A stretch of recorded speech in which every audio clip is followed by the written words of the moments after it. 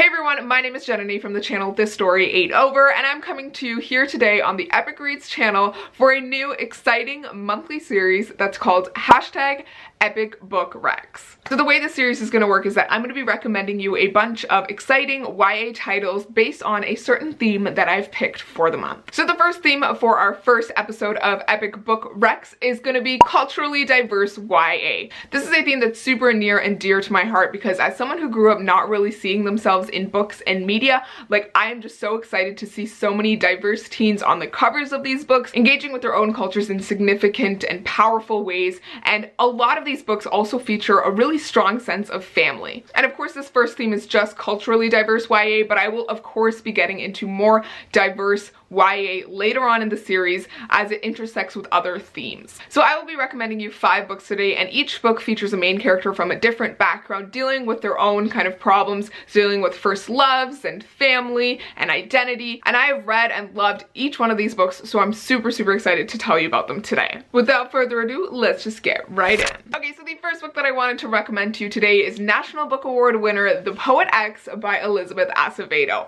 I absolutely love this book. I read it through the audiobook while following along on the pages, and it was just such a surreal and beautiful experience listening to the author herself, who is a slam poet, read out the poetry within this book. So if you don't know, this book follows her main character Xiomara Batista, the beautiful girl on the cover, an Afro-Latina girl living in Harlem, navigating her really religious family, but also her own sense of identity as it changes and as she learns that she really loves slam poetry and that she wants to take part in the poetry club at her school.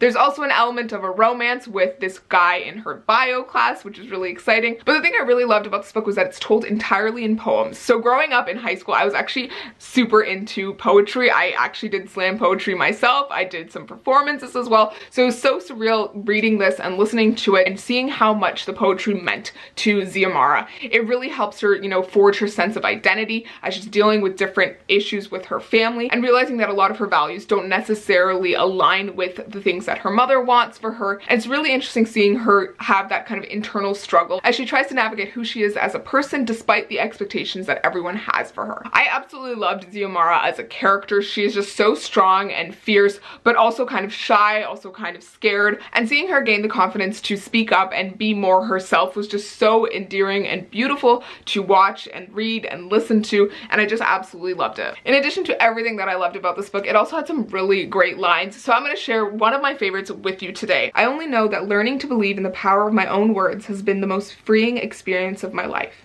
It has brought me the most light.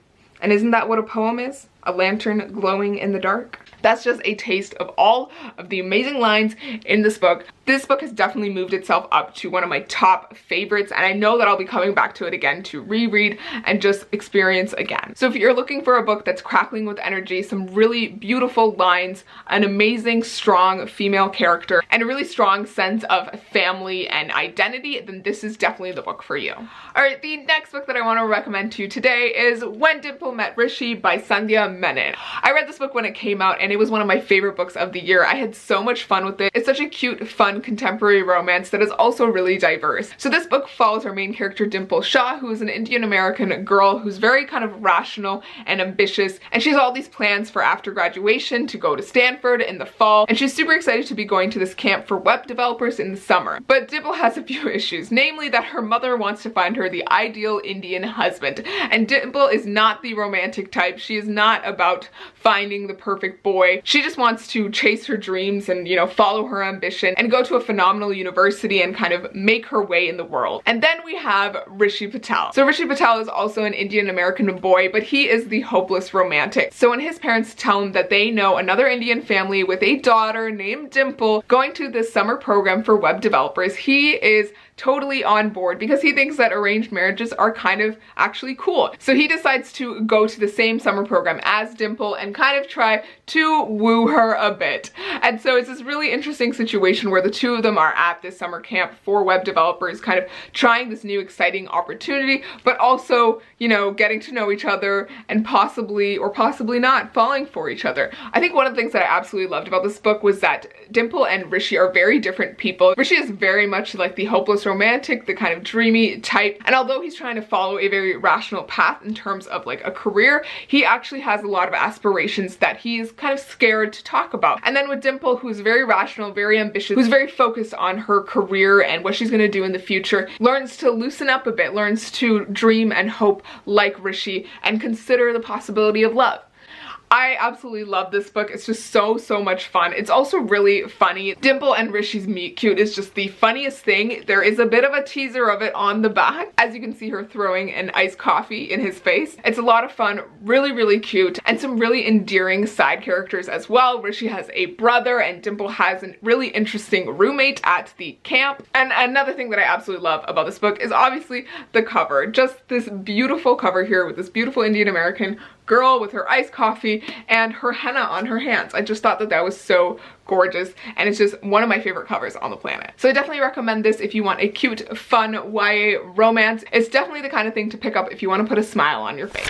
Alright, the next book that I'm going to recommend to you today is a pretty new release, and it's actually an anthology. And that book is Black Enough, Stories of Being Young and Black in America, which is edited by Ibi Zoboi, but actually features a lot of different Black YA authors. Some of the authors include Justina Ireland, Varian Johnson, Rita Williams Garcia, Danielle Clayton, Kikla Magoon, Leah Henderson, Tochi Onyebuchi, Jason Reynolds, Nick Stone, Liara Tamani, Renee Watson, Tracy Baptiste, Co Booth, Brandy Colbert, Jay Coles, Ibi Zoboi, and Lamar Giles. Also, can we just talk about this beautiful cover? Just like the front, the back, the purple, the green, the light, the dark, just everything. It's just so gorgeous. I absolutely loved this collection. It was really interesting seeing like each author's take on, you know, what it means to be Black. Every one of them was representing a different kind of Black experience. All the kids featured in these stories come from a different place, different neighborhoods, different family structures, different economic statuses. There's also a lot of characters on the LGBTQ+ spectrum. One of my favorite stories in the collection is actually called Out of the Silence by Kikla Magoon, and that one actually features a lesbian main character, which I absolutely loved. It was such a beautifully written story because it was told in second person, so it feels like the main character is kind of talking to you, but she's actually not talking to you. She's talking to someone who has recently died and passed away in her life, and it was just a really beautiful and powerful story, which is my absolute favorite in the collection. But one of the things that I loved about this collection was that you get a really diverse and like varied experience as you're reading through these stories. Each one of these Black teens goes through a different experience. They have different relationships with their families, different relationships with the people around them. Some of them come from neighborhoods that have a lot of Black kids. Some of them come from neighborhoods that don't have a lot of Black kids. Some of them feel like they are not Black enough because they don't act a certain way or wear certain clothes. And each one of these characters is facing different expectations placed on them by society, by their families, by themselves. It was really interesting to see that experience represented on the page, and I feel like the overall message of the anthology was just so heartwarming. The sense that, you know, no matter where you come from or what you were like, or if you have a lot of white friends or Black friends, or if you wear a certain kind of clothes, or if you, you know, like certain things, or whatever it is, you are always Black enough. You are enough, and that is all that matters. It doesn't matter what other people say, you know, you are enough. So I absolutely love this. It was just so heartwarming to read through all of these stories, and like each one was just so well done, and I just really enjoyed it, and I felt like I learned a lot, and I also feel like I related to a lot of things. I feel like whatever identity you have, there's always a sense that you might not be enough to represent that identity, and I feel like this anthology really kind of tackled that issue. Alright, the next book that I have here is one that is so near and dear to my heart. If you have swung by my channel before, then you might know that this was my favorite book of 2018, and it's actually one of my favorite books of all time. And that book is A Very Large Expanse of Sea by Tara Mafi. Basically, this book follows our main character Shireen, who is a 16-year-old Iranian-American Muslim girl living in America 1 year after 9/11. So it's currently the year 2002, and she is dealing with a lot of racism, a lot of bigotry, a lot of hate, and a lot of Islamophobia. So the book opens up with Shireen having moved to a new school, a new neighborhood, and because of all the hate and negativity that she's received, she really has her walls up and she won't let anyone in. But that's when Shireen meets Ocean. So Ocean is this white all-American boy who becomes her lab partner and really wants to get to know Shireen for who she is. This book is such a beautiful story. It's really intense at some points, really hard-hitting. Tara Mafi doesn't pull any punches. She can be very direct at some points, talking about all the racism and bigotry that Shireen faces, but Shireen and Ocean's kind of romance and relationship is a really really beautiful thing as they're trying to navigate the social situation around them, and as Ocean begins to realize the privileged position that he holds because of who he is. I just really love this book. Shireen and Ocean start out kind of in a rocky place, but it turns into something really, really beautiful. And I feel like this book doesn't give us any easy solutions, it doesn't pull any punches, and it really tries to show a very human representation of Shireen. Another really exciting element of this book is that Shireen ends up joining this breakdancing crew that her brother starts with his friends, and it's a really amazing way for her to let out her emotions and express herself. And it was one of the really interesting parts about this book. An interesting fact, this book is actually the most autobiographical of Tara Mafi's works. It's based partly on her own experience as a Muslim American teen living in America after 9/11, and I think that lends a lot of authenticity to this story,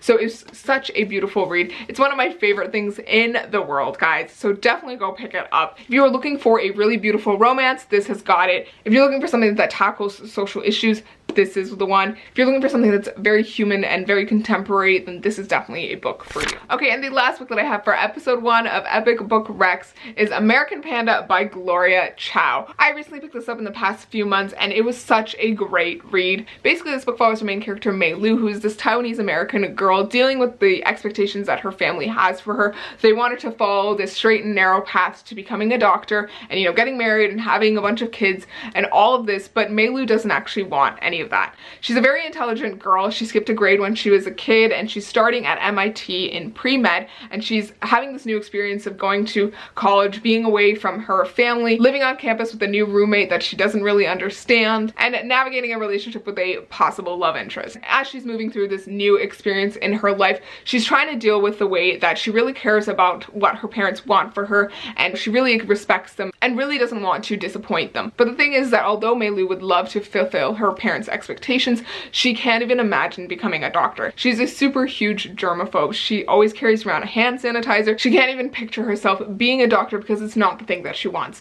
What Mei really loves is actually to dance. So there's parts of the book where she is teaching a dance class, which are some really beautiful parts to read. Just hearing the description of the way that Mei Lu dances and the way that she feels about it was just so heartwarming. And so the book is just this really nuanced look at her experience as a Taiwanese American girl. There's also the element of her interacting with other Taiwanese American kids who have different expectations from their parents. Some of them have parents who are really lax, some of them have really strict parents, and I felt like that was a really nuanced representation of this identity, and I really, really love that. Mei Lu is a really heartwarming character. I loved being in her head. She really questions a lot of things and is really scared to kind of move out of her bubble, but it was just so lovely seeing her do that. Another element of this book is the beautiful relationship between Mei Lu and her mother. It's a very rocky relationship at the beginning, and it's just really interesting seeing Mei Lu work through it with her mother and really find a middle ground between them. Despite the very cheery cover, this book can get really intense at some points, but it was also just a lot of fun. There's some really cute bits between Mei Lu and the love interest, and also some really great moments between Mei Lu and her roommate. I definitely recommend this if you are looking for a family-oriented YA contemporary, but also if you are looking for a contemporary that kind of straddles lines. This is definitely a book where Mei Lu is really navigating what it means to be Taiwanese, but also what it means to be American, and when those identities kind of collide and come together. Whew, so many good books, so little time. Those are all of the books that I wanted to recommend to you today for this first episode of Epic Book Recs. I hope you guys enjoyed, and I hope that you found a book that you are excited to pick up and read sometime soon. But once again, my name is Jananie. Thank you so much for watching, and please remember that this story ain't over. Bye!